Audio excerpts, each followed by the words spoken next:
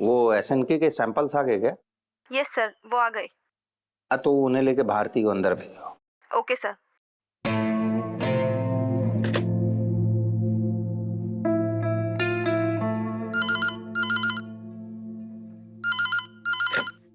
Hello Bharti sir आपको बुला रहे हैं। ठीक है।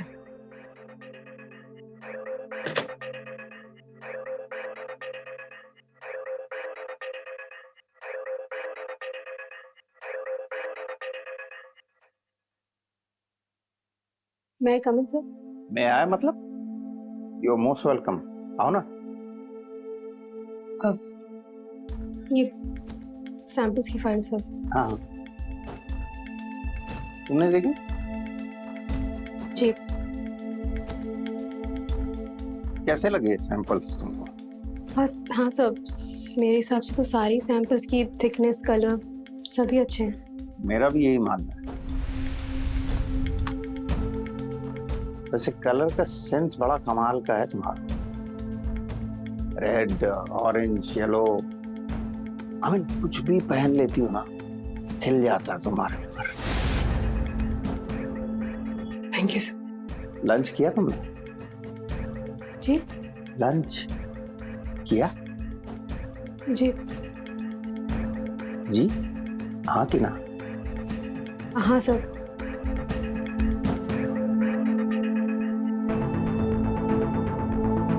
वैसे कुछ पूछा था मैंने तुमसे, तुमने जवाब नहीं दिया। वो अभी तक मैंने उसके बारे में कुछ सोचा नहीं है।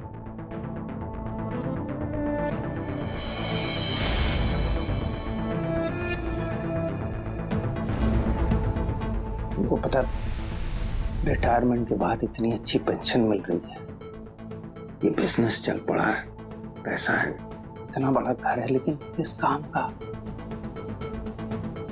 I can understand sir. अरे तो अंडरस्टैंड कर रही हो तो प्रॉब्लम क्या है फिर? सर वो एक्चुअली मेरी माँ की रिस्पॉन्सिबिलिटीज है मुझ पर। समझ सकता हूँ। सर मुझे इस बारे में सोचने के लिए थोड़ा और वक्त चाहिए। हाँ तो सोचो ना, और मुझे इसका जवाब हाँ में ही चाहिए। सोचो। ठीक है सर।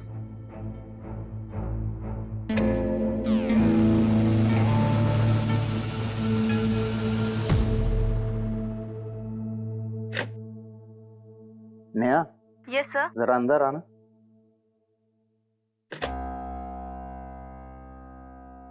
सर मैं कमिंग? अरे तुमको पूछने की जरूरत है क्या? हो ना। कैसी हो? फाइन। वो एसके के बिल्स भेज दिए थे? हाँ सर, वो तो कल ही भेज दिया था। अच्छा, कल ही भेज दिए। तुम्हारे भाई के एडमिशन का क्या हुआ? उसी का थोड़ा टेंशन है। अरे तो मैं हूं ना। हाँ, मैं मदद करूं कुछ तुम्हारी? No no sir, thanks, I will manage. आज तुम्हारा बर्थडे है? No sir. तो फिर तुम इतनी खूबसूरत कैसे लग रही? सर मुझे एक अकाउंट वालों को एक फाइल सेंड करना है, सो मैं आती हूँ। Happy birthday in advance. क्या कर रही हो? जाने दो मुझे। इस तरह से चिल्लाऊंगी ना कि हजारों लोगों को इकट्ठा कर लूंगी यहाँ पर। देखो, सीन मत क्रिएट करो, यहाँ इज्जत है मेरी। इज्जत? ऐसी बेइज्जती करूंगी ना तुम्हारी कि सारी इज्जत सड़क पर आ जाएगी। चाहती क्या हो? डिवोर्स तो दे दिया है ना तुमको। पेंशन जो डिवोर्स के बाद तुम मुझे देना ही नहीं चाह रहे हो। अगले महीने से दे दूंगा। अब प्लीज। एक सेकेंड, मैं तुम्हारी इस प्लीज व्लीज के चक्कर में नहीं आने वाली। 8 दिन का टाइम दे रही हूँ, मुझे मेरे अकाउंट में पैसे चाहिए, और नहीं मिले ना तो वो करूंगी जो तुम सोच भी नहीं सकते। जानता हूं मैं, पैसे के लिए कुछ भी कर सकती हो तुम। हाँ, क्योंकि जब तक तुम जिंदा रहोगे ना, तुम्हें चैन से जीने नहीं दूंगी, याद रखना।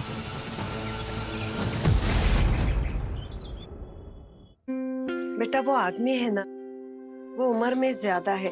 अगर हम जरा सी भी कोशिश करेंगे तो तुम्हारी उम्र का लड़का मिल जाएगा। लेकिन माँ, वो लड़के दहेज भी तो मांगेंगे, कहाँ से लाएंगे हम इतने पैसे? फिर उस पे भाई की पढ़ाई, तुम्हारी इलाज का खर्चा, जयदेव जी ये सब कुछ संभाल लेंगे। बेटा मैं अपनी सुविधा के लिए तुम्हारी जिंदगी दांव पे नहीं लगा सकती। माँ, बात सिर्फ सुविधा की नहीं है, सबसे बड़ी बात तो ये है कि जयदेव जी एक बहुत अच्छे इंसान हैं, मुझे पसंद भी करते हैं और देखने में वो बिल्कुल इतनी उम्र के नहीं लगते।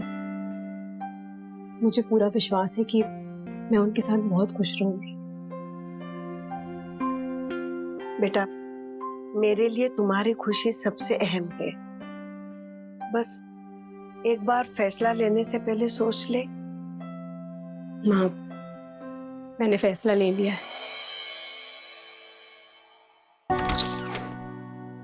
आओ।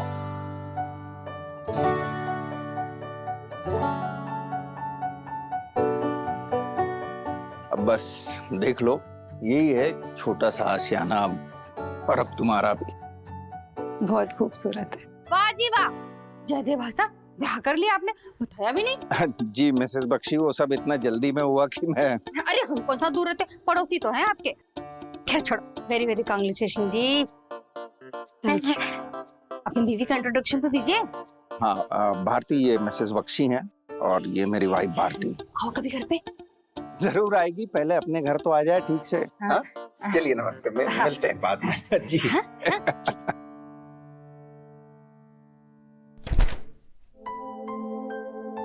ना अजीब लग रहा है मुझे, पहली बार तुम घर पे आई हो और गृह प्रवेश करवाने वाला कोई है नहीं। कोई बात नहीं, आप है ना। मैं तो हमेशा हूं। चलो।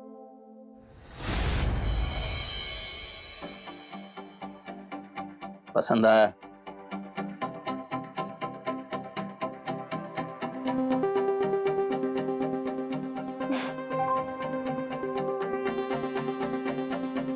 अच्छा, एक सरप्राइज है तुम्हारे लिए, वेट।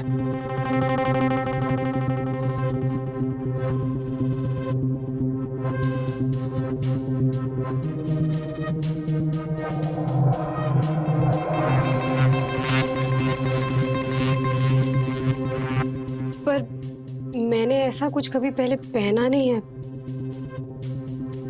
इसके पहले तुम्हारी शादी भी तो नहीं हुई। हाँ? ट्रस्ट में बहुत हॉट लगोगी तुम। प्लीज। ठीक है, मैं फ्रेश होकर आती।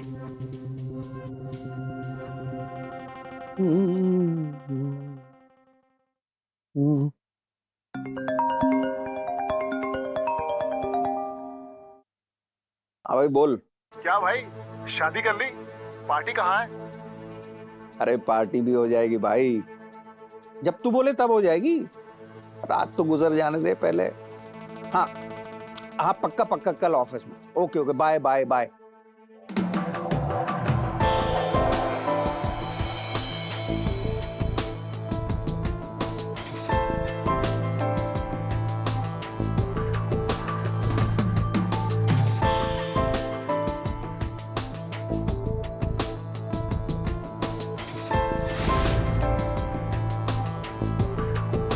ये क्या, आप शराब पी रहे हैं? अरे मेरी जिंदगी का बहुत बड़ी खुशी का दिन है। अच्छा लास्ट।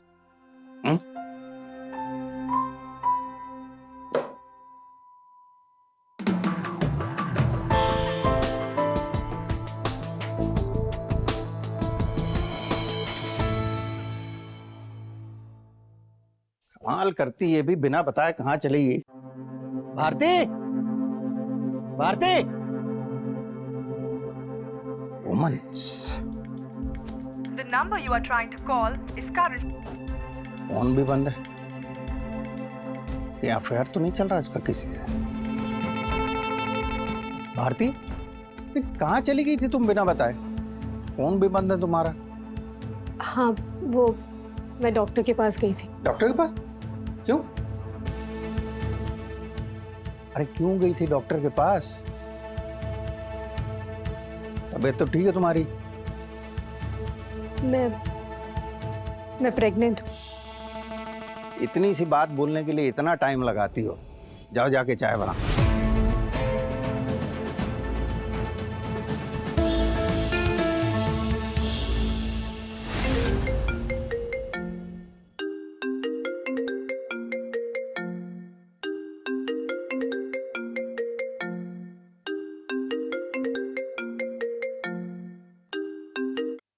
हेलो। हाँ मम्मी। भारती, अरे कब से तुम्हें फोन लगा रही हूँ, फोन क्यों नहीं उठाती है? हाँ मैं वो किचन में थी। जयदेव जी के ऑफिस का टाइम हो गया है ना। बेटा, तुम माँ बनने वाली है ये सुनकर जयदेव जी खुश हो गए होंगे ना? हाँ वो तो बहुत खुश हुए थे। आप बताइए आपकी तबीयत कैसी है? अरे मेरी तबीयत ठीक है, मेरी चिंता मत कर। मुझे तो तुम्हारी चिंता हो रही है। पहली बार तुम माँ बनने वाली है ना? अच्छा मम्मी, विनोद आता है? हाँ हाँ, अभी भी यही है। तुम्हारे जाने के बाद सुबह शाम आता है और मेरा ख्याल रखता है। तू बात करेगी उससे? ले बात कर। हेलो भारती, कैसी हो? सब बढ़िया। अब Vinod, thank you so much. तुम मम्मी का इतना ख्याल रख रहे हो। और बता, तेरी टैक्सी कैसी चल रही है? बढ़िया चल रहा है। अच्छा मैं ना अभी रखती हूँ। हाँ इसका फोन था? बड़ी खुश लग रही हो। वो मम्मी और विनोद का फोन था। मुझे ना तुम्हारा और टैक्सी वाला बिल्कुल पसंद नहीं है। वो मेरे भाई जैसा है और मम्मी का आजकल इतना ख्याल भी तो रख रहा है। जैसा? सुनिए,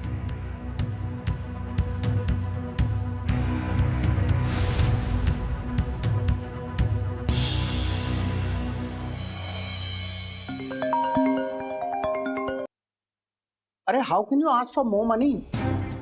पिछले महीने तुमको 50,000 का टीवी दिलवाया जो तुम्हारे फ्लैट से भी बड़ा है। ओके ओके, करता हूँ कुछ इंतजाम। Okay, don't shout. जय यार, वो महेश्वरी फर्मा वालों का फोन आया था, वो सेफ्टी डिलीवरी के बारे में पूछ रहे थे। हाँ तो बोल देना। हाँ वो तो ऑलरेडी बोल दिया मैंने। वैसे क्या तूने अकाउंट से 2 लाख रुपए निकाले? एक अर्जेंसी आ गई थी यार, तो निकाले। इससे कम पहले बताना चाहिए था ना, भी पेमेंट करना सप्लायर्स को। अरे जल्दी में भूल गया यार। आई मीन देख, अभी तू अपने पास से डाल दे, मैं नेक्स्ट वीक देता हूँ तेरे को। हाँ पक्का लौटा देना यार। अरे 100%। मुझे भी जरूरत है पैसे की। भाई मैं हूं ना, टेंशन क्यों ले रहा है तू? बैठ, मैं थोड़ा काम निपटा के आता हूँ।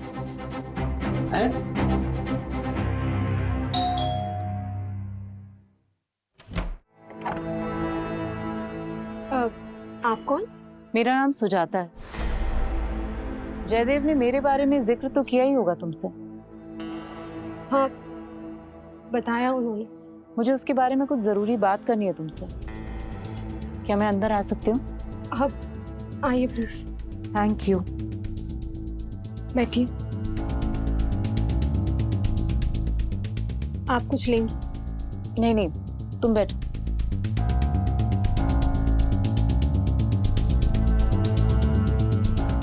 I'm sorry, मैं तुम्हें ऐसे तुम करके बात कर रही हूँ, पर शायद मैं तुमसे 7-8 साल बड़ी उम्र में। नहीं कोई बात नहीं।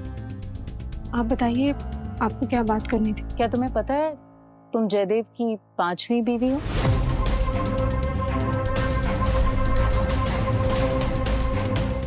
क्या? हाँ, यानी तुमसे पहले भी 4 बीवियां रह चुकी हैं उसकी।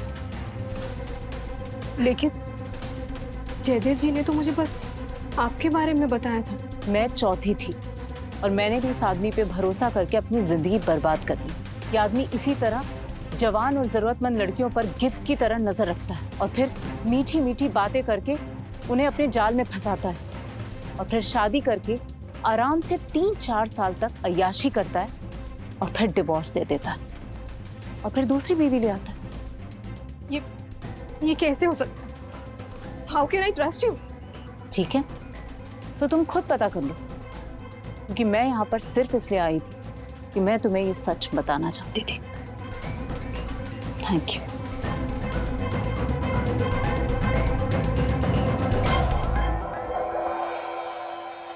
सुनिए, हाँ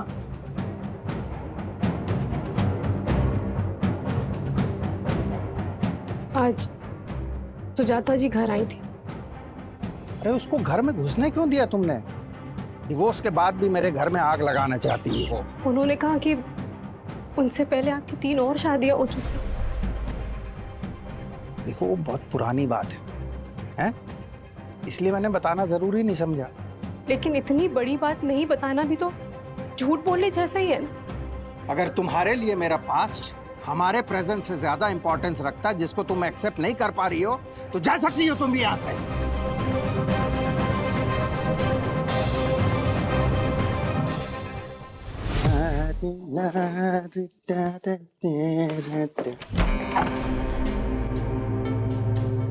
नमस्ते, कैसे हैं आप?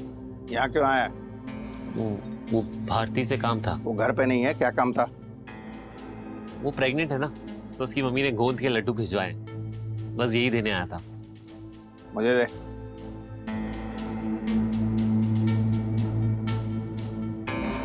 कुछ चाहिए? नहीं, बस उसे बता देना कि मैं लाया था। ठीक है, चलता हूँ। नमस्ते।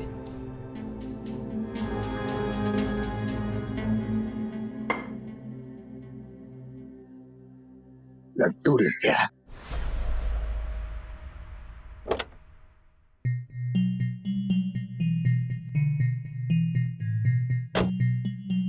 विनोद, विनोद आया था? डब्बा देखते ही पहचान गई विनोद आया था। आपने उसे अंदर नहीं बुलाया? जल्दी में था वो। हट।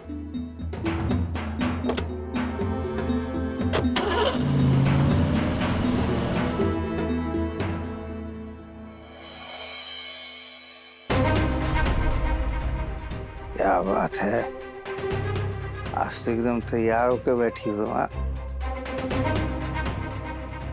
So beautiful. आज आप मुझे डॉक्टर के पास लेकर जाने वाले थे सोनोग्राफी के लिए।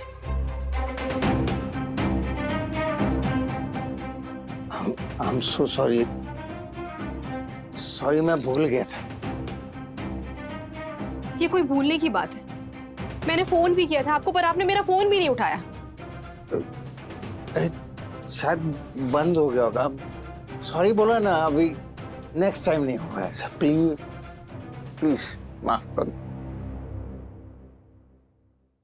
हेलो भारती, तुमने जयदेव की बाकी बीवियों के बारे में पता लगाया? मुझे उसकी जरूरत नहीं। वो अब मेरे साथ है और मेरे लिए यही काफी है। तुम देखना, वो एक दिन तुम्हें भी किसी के लिए छोड़ देगा। मुझे विश्वास है उन पर। भारती, मैंने भी दुनिया देखी है, और जब कोई ऐसे जवान लड़की ऐसे अधबुढ़े आदमी से शादी करती है ना, तो उसके पीछे या तो उसकी कोई जरूरत होती है या फिर मजबूरी। आप कहना क्या चाहती? देखो, मैं ये कहना चाहती हूँ कि अगर तुम चाहो तो हम दोनों मिलकर इस धोखेबाज से इतने पैसे वसूल कर सकते हैं कि हमारी जिंदगी भर की सारी जरूरतें पूरी हो जाएंगी, और तुम्हें इसके साथ भी नहीं रहना पड़ेगा। तो जाता जी, आप गलत नंबर डायल कर रही हैं, और प्लीज अब से मुझे फोन मत करिएगा। भारती, तुम बहुत पछताओगी।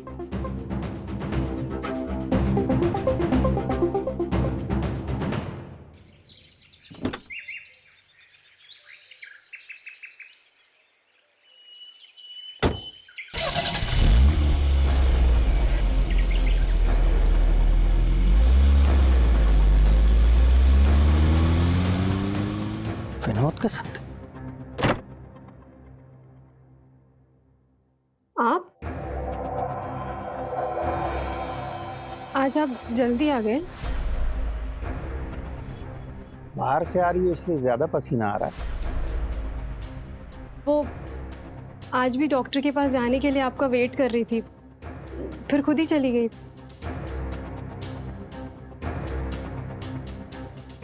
एक मिनट, वैसे लौट के कैसे आई तुम? ऑटो से। ऑटो से?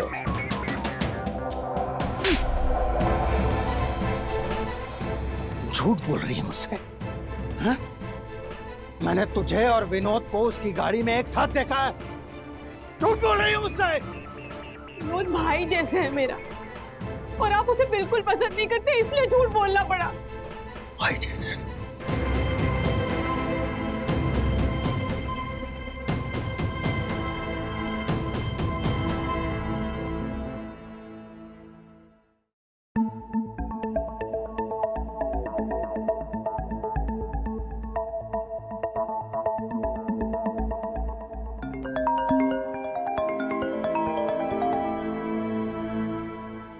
हेलो।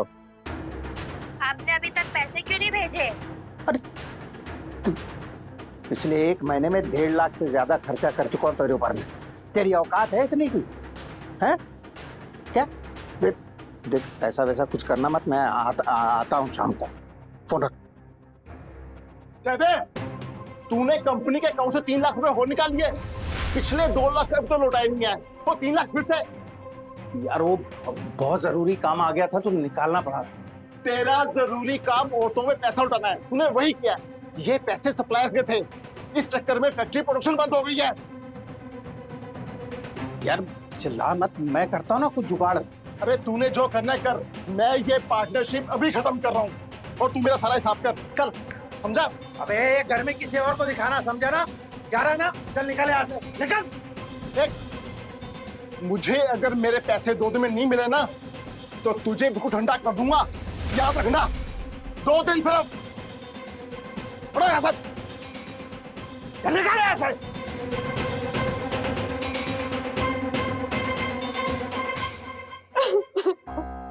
चुप हो जा, मत रो। अगर मेरी वजह से गलतफहमी हुई है तो मैं खुद जाके उन्हें समझाने की कोशिश करता हूँ। नहीं विनोद, तुम वहां मत जाना प्लीज, वरना वो तुम्हें भी कुछ उल्टा सीधा कह देंगे। अरे तुम मेरी फिक्र मत करो, मैं तुम्हारे लिए सब कुछ सहन कर लूंगा और तुम्हारी जिंदगी बर्बाद नहीं होने दूंगा। विनोद रुको, विनोद रुको प्लीज। जयदेव जी, मैं आपके आगे हाथ जोड़ता हूँ, मैं आपके पैर पड़ता हूँ, आप प्लीज भारती का ऐसा मत कीजिए, वो निर्दोष है, प्लीज। और उस बच्चलन का बाप दोनों मिलके मेरे सर मारना चाहते हो? पता चल जाए मुझे। उतना ही वक्त जितना मैं सह सकूं। अगर तूने भारती और उसके होने वाले बच्चे को नहीं अपनाया तो मैं तेरी जिंदगी में भसड़ मचा के रख दूंगा, समझ में आया? नमस्कार, मैं हूं सुधा चंद्रन और आप देख रहे हैं क्राइम अलर्ट। दुनिया में जो भी क्राइम होते हैं उसके पीछे अक्सर कुछ बातें जिम्मेदार होती है, और वो है काम, क्रोध, लोभ, मोह और अहंकार। काम यानी वासना, क्रोध यानी गुस्सा, लोभ यानी लालच, मोह यानी आकर्षण और अहंकार यानी घमंड। ये सभी बुराइयां हमारे मन से पैदा होती है, और जैसे ही हमारा अपने मन से कंट्रोल हटता है, हम या तो खुद इन बुराइयों का शिकार बन जाते हैं या दूसरों को अपना शिकार बनाने लग जाते हैं। हमारी आज की कहानी देश की राजधानी दिल्ली में रहने वाले एक ऐसे इंसान की कहानी है जिसका अपने मन पर कोई काबू नहीं रह गया था, और उसका जो अंजाम हुआ उसने सभी को चौंका कर रख दिया था।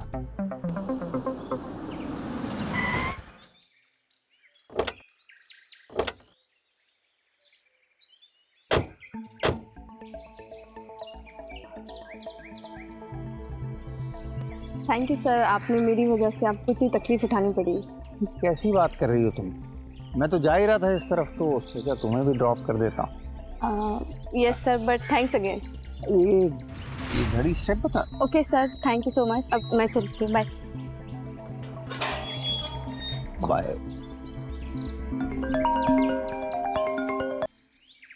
हेलो। देख, कल तेरे 2 दिन पूरे हो गए, और अगर आज मुझे मेरे पैसे ना मिले ना तो तेरे लिए अच्छा नहीं होगा। अबे ये धमकी वमकी मुझे मत दे, समझा ना? मैं डरता नहीं हूँ इनसे, और तुझे जो उखाड़ना है मेरा उखाड़ ले, समझ गया? बेटा, अब तो ये आदमी मुझे भी सही नहीं लग रहा है, तू इसे छोड़ दे और बच्चे से भी मम्मी, कैसी बातें कर रही हैं आप? मैं प्यार करती हूँ उनसे, मैं जाऊंगी उनके पास और उनकी सारी गलतफहमियां दूर करूंगी। उन्हें विनोद से ही प्रॉब्लम है ना, तो ठीक है, आज से मैं विनोद से बात ही नहीं करूंगी। एक बार फिर से सोच ले। मैंने सोच लिया, कम से कम आगे जाके मुझे ये पछतावा तो नहीं होगा कि अपने रिश्ते को बचाने के लिए मैंने कोशिश भी नहीं की।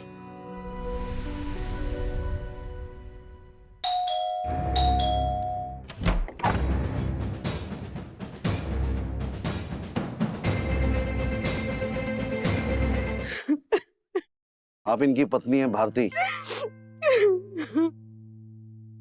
विक्रम, बॉडी का पंचनामा तैयार हो गया? हो गया सर। बॉडी को पोस्टमार्टम के लिए भेज दो। Okay sir. आपने सबसे पहले लाश को देखा। देखिए, हमें कुछ जरूरी बातें आपसे पूछनी है। देखिए, अभी मेरी बेटी कुछ भी बताने की हालत में नहीं है। देखिए, मैं समझता हूँ इस चीज को, लेकिन हिम्मत तो करनी पड़ेगी ना, तभी तो इंसाफ होगा। आप पूछिए, मैं सब बताऊंगी। जब ये सब कुछ हुआ तब आप कहाँ थी? हमारा झगड़ा हुआ था, इसलिए मैं अपनी मम्मी के यहाँ चली गई थी। और 2 दिन बाद जब यहाँ वापस आई तो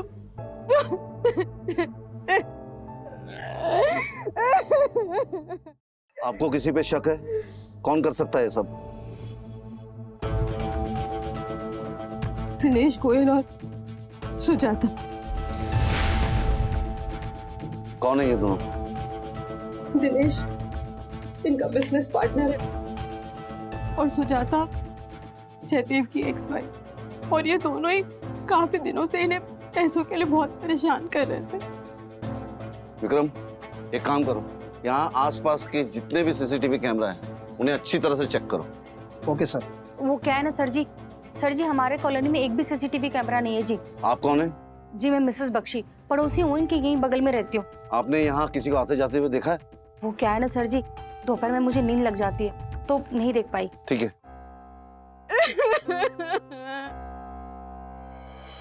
सर, ये दिनेश है, जयदेव का पार्टनर। तूने ही जयदेव को धमकी दी थी ना?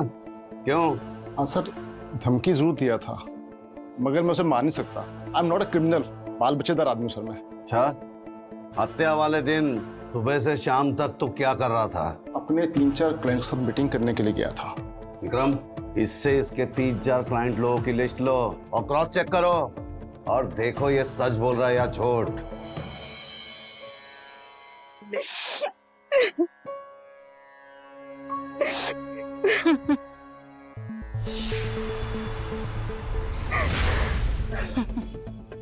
बहुत अच्छा हुआ जो ये आदमी इतनी जल्दी मर गया, वरना सड़ सड़ के मरता। क्या बकवास कर रही है आप? आपको तो खुश होना चाहिए, आपकी बेटी की जिंदगी बच गई, वरना इसकी जिंदगी भी ये नरक बनाकर छोड़ता। अब मुझे पक्का यकीन हो गया है कि मेरे पति का खून तुमने ही किया है। मैं छोड़ूंगी नहीं तुम्हें। भारती, मैं हाथ जोड़ के आपसे कहती हूँ, प्लीज आप यहाँ से चले जाइए, प्लीज।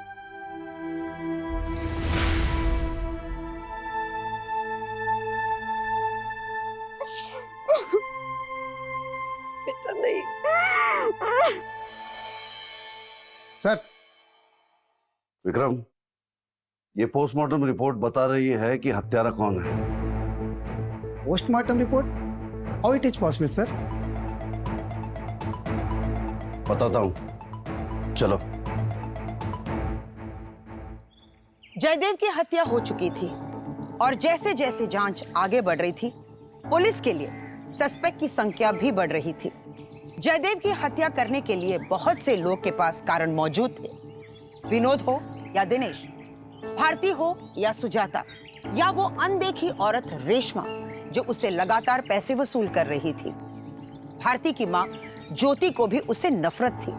अक्सर जब कभी पोस्टमार्टम की रिपोर्ट आती है तो उसमें हत्या करने के तरीके और विक्टिम की मौत का कारण बताया जाता है, मगर सवाल ये था कि इस पोस्टमार्टम रिपोर्ट में ऐसा क्या था जिसके कारण इंस्पेक्टर को लग रहा था कि वो अपराधी को पहचान गया है। क्या ये सिर्फ उसका एक अनुमान था या सच में कोई ऐसी बात थी जो अपराधी को उसके अंजाम तक पहुंचा सकती थी? आइए देखते हैं।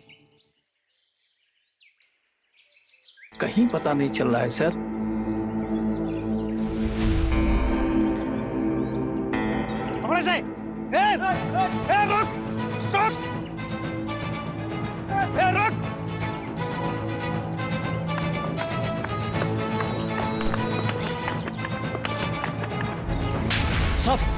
साहब मैंने कुछ नहीं किया साहब। जब कुछ नहीं किया तो भागा क्यों? साहब मैं डर गया था। पुलिस स्टेशन चल, सारा टन निकल जाएगा तेरा। चल साहब मेरी बात सुनिए साहब। क्या हुआ सर? कुछ पता चला किसने मारा उन्हें?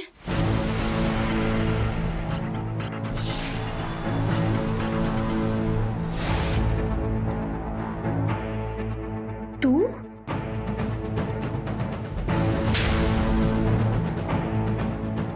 क्यों किया तूने ऐसा? बोल क्यों किया? क्यों किया ऐसे? क्यों किया तूने ऐसे? एक मिनट।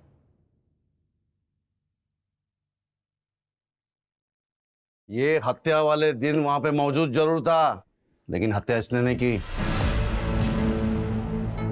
इसने नहीं की तो फिर किसने की?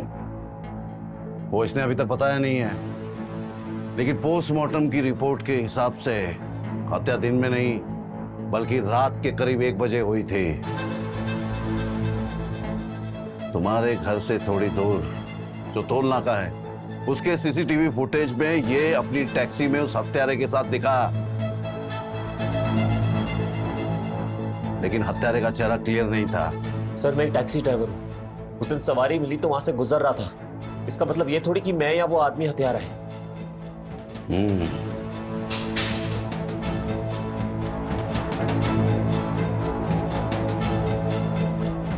बात तो तेरी सही है, लेकिन पोस्टमार्टम में एक और बात साफ साफ लिखी गई है कि जिस किसी ने जयदेव की हत्या की वो अपने बाएं हाथ का इस्तेमाल करता होगा, यानी लेफ्टी है, क्योंकि उसने जयदेव का गला चाकू से बाएं से दाएं की तरफ चीर दिया था। हाँ तो इससे ये कैसे साबित होता कि मैंने किया या मेरे किसी आदमी ने? हत्या वाले दिन जब मैंने तुम्हें पहली बार रोते हुए देखा था तो तुम्हारी बाएं हाथ की उंगली में पट्टी बंधी हुई थी।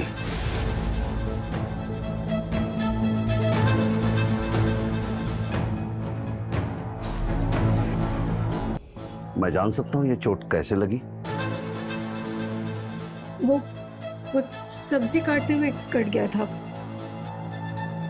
और वैसे भी मैं उन्हें क्यों मारूंगी? क्योंकि उन्होंने तुम्हें घर से निकाल दिया था। हाँ वो तो सब जानते हैं, लेकिन सब कुछ भुलाकर मैंने माफ कर दिया था उन्हें। हत्या 1 बजे हुई, ठीक उसके आधे घंटे बाद यानी कि 1:30 बजे तुम लोग वापस जा रहे थे, तो तुम्हारे घर के पास वाले टोल नाके के सीसीटीवी फुटेज में तुम दोनों साफ नजर आ रहे हो। चाहो तो सीसीटीवी फुटेज दिखाया जा सकता है, और सबको पता है कि तुम अपने बाएं हाथ का इस्तेमाल करती हो, यानी लेफ्टी हो। देखो अभी भी वक्त है, सब कुछ सच सच बताओ, झूठ बोलने की कोशिश मत करना। बताओ तुमने हत्या क्यों की? क्या है इसके पीछे? क्योंकि वो इसी लायक था। उसके मर्डर के 2 दिन पहले गई थी मैं उसके पास, और उस दिन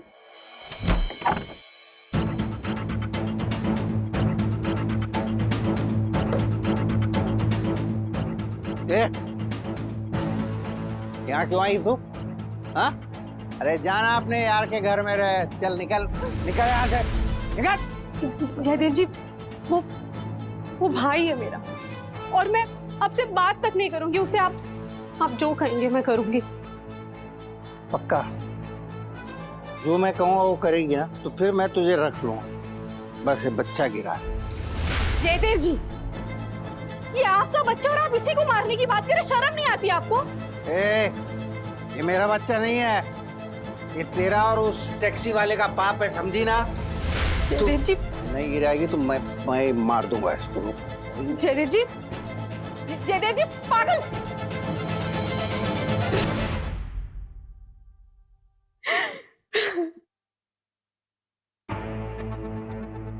और मैंने तभी ठान लिया था कि जिसने मेरे बच्चे को मारा है मैं भी उसे जिंदा नहीं छोड़ूंगी।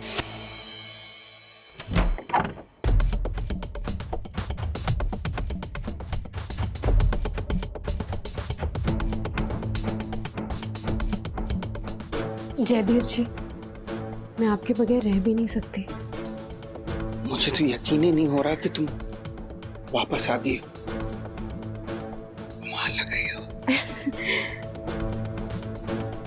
कमाल लग रही हूँ तो गले से नहीं लगाएंगे मुझे?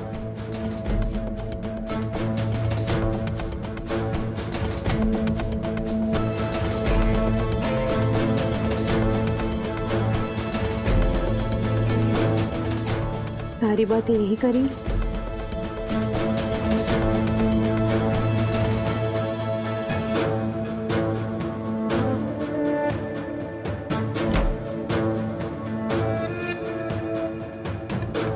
आइए, चलिए ना। ये स्टोर में क्यों लेके आई हो मुझे? सब पता चल जाएगा।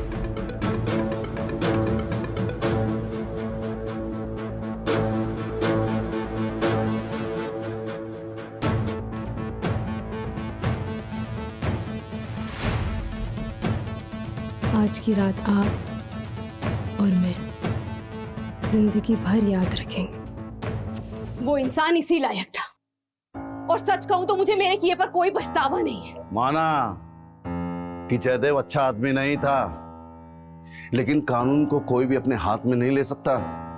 अगर तुम पहले जयदेव की कंप्लेंट लेकर पुलिस स्टेशन आ जाती ना, तो तुम्हें आज ये दिन देखना नहीं पड़ता। विक्रम, ले जाओ इसे। अब कोर्ट ही फैसला करेगी कि इसे क्या सजा दी जाए। ले जाओ। जयदेव हत्याकांड की गुत्थी तो सुलझ गई, मगर 2 सवाल अभी भी बाकी थे। पहला सवाल था कि इस अपराध का कारण क्या था। जवाब है जयदेव की वासना और भारती का क्रोध। दूसरा सवाल यह है कि क्या इस अपराध को रोका जा सकता था। जवाब है हाँ, अगर भारती ने कानून को अपने हाथ में लेने के बजाय कानून की मदद ली होती तो इस अपराध को रोका जा सकता था। याद रखिए, जब कभी कोई हमारा अपना भारती या उसके जैसे हालात का शिकार हो जाए, तब हमें चाहिए कि उसे सही रास्ता दिखाए, ना कि विनोद की तरह अपराध में उसका साथ दे।